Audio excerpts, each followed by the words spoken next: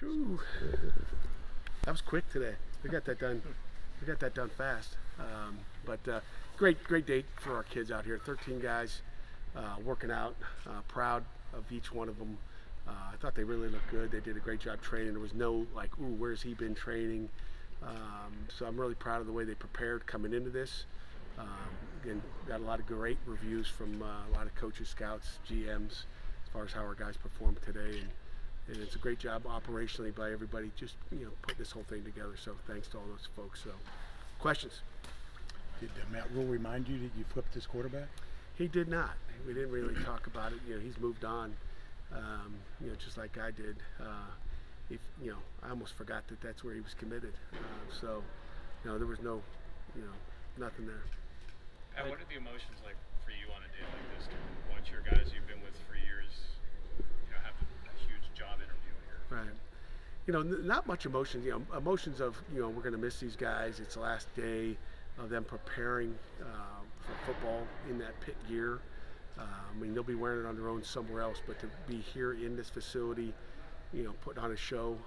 So there's not much emotion there. The emotions come. Draft is not easy for a coach. Just waiting and watching and going, geez. That's when, there's more stress that day for a coach, in my opinion, just waiting to see when it's going to be and what's going to happen and why is it taking so long. That's where I get stressed out. My wife tells me I have no patience, so that's probably why. Pat, you guys always pride yourself on how aggressive your defensive backs are. This is now back-to-back years. Jason Pinnock comes in, has a huge pro day last year, got boosted his draft stock, and Damari had a really big day today. What did you see from him, and what does that say for you guys as cornerbacks? It says a lot. Our defense is built around what those corners can do, as you guys know, and sometimes I know you get frustrated. Why are they pressing out there? The NFL loves it. Damari gave me a big hug over there, so I came here.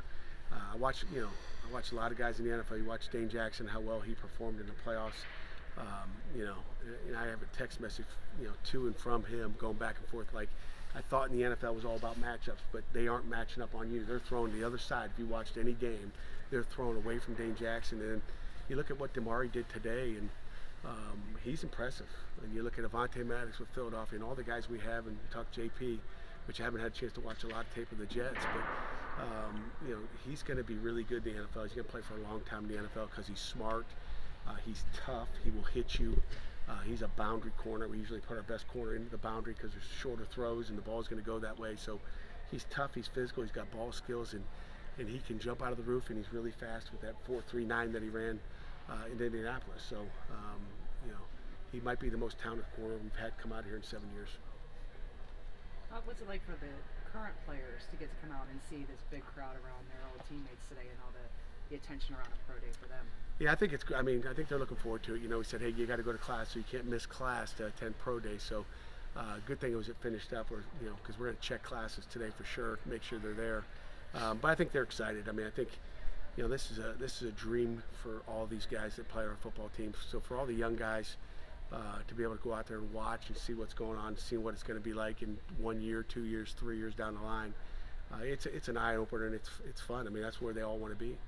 Good for Jordan to get out there and catch some passes in front of scouts too. It was, and again, just rule-wise, he wouldn't have been out there if he hadn't missed a practice already. He missed the first Friday before spring break because he had to go to Tallahassee for the Blitnikoff Award. So by rule, for him to participate in this thing today, and all he did was catch 10 passes. We have it scripted for 10. I don't think it was 11. I hope it was 9, but I wasn't counting. About halfway through, I was like, is anybody counting these? I want to make sure it's just 10.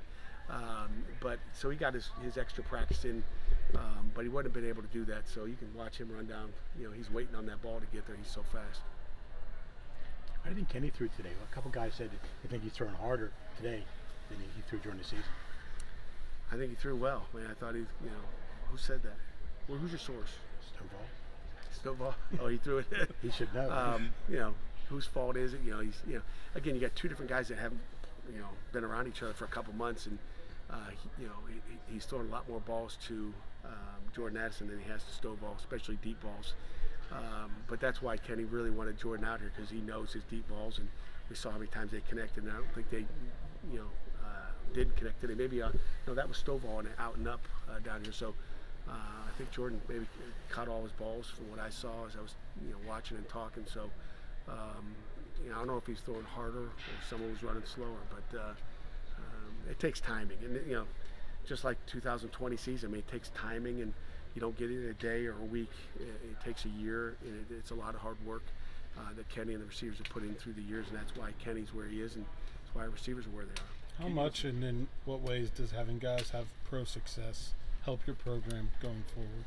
It helps a lot. I think you guys asked us maybe around the signing date back in December about helping your recruiting class. This helps. Kenny's success and Jordan Addison's success, Pitt's success, ACC championships, all that stuff affects recruiting. We had more guys out at a Saturday practice this year, this last weekend than we ever have, probably. More guys that we've offered. It was like a big time crew. So that's when you start to see it, and you hope it just kind of builds off of that. Kenny has always been like a shining example of your 24-hour rule and staying focused, blocking out the noise. What kind of things have you talked to him about blocking out the noise throughout this process? Because you're not preparing for a game every week. It's a different kind of way to train. Chris, is not my job. After that championship game, he's on his own. So I try to stay away from that mental part of it.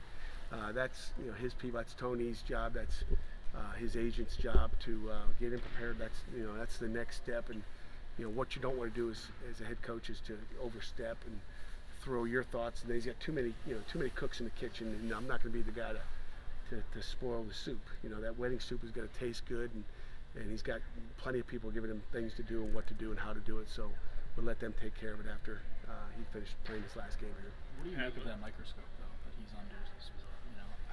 All the draft prospects are, but I feel like Kenny being a quarterback, one of the top guys. Yeah. Hey, that's the way it is. That's the name of the game is you're going to be under that microscope. They're going to analyze everything. I'm sure they were looking at his feet size today and looking at everything involved. So, but they know that's what we tell them it's going to be when they get here, and that's what's good for all these young guys to watch how it's done, how quiet it is here. It's like I told our team before we came out here, I had a 7 o'clock meeting, team meeting before they watched tape with their position coaches of practice on Saturday that, hey, this is a business now. Let those guys be. It's business, and someday you'll be there. But this is not like a normal practice on a Thursday or Wednesday. This is business out here for these guys. So it's let them do their job. You can have fun afterwards. Had he dealt with injury, but Lucas Kroll, how far has he come? Obviously named the captain for the bowl game. What did he mean in that one healthy year they had? Yeah, I was impressed with him, and again, I think the sky is the limit for Lucas. I mean, you look at he's played 2 seasons at Pitt. Didn't get a whole lot of playing time at Florida. He's big, he's athletic, he can run.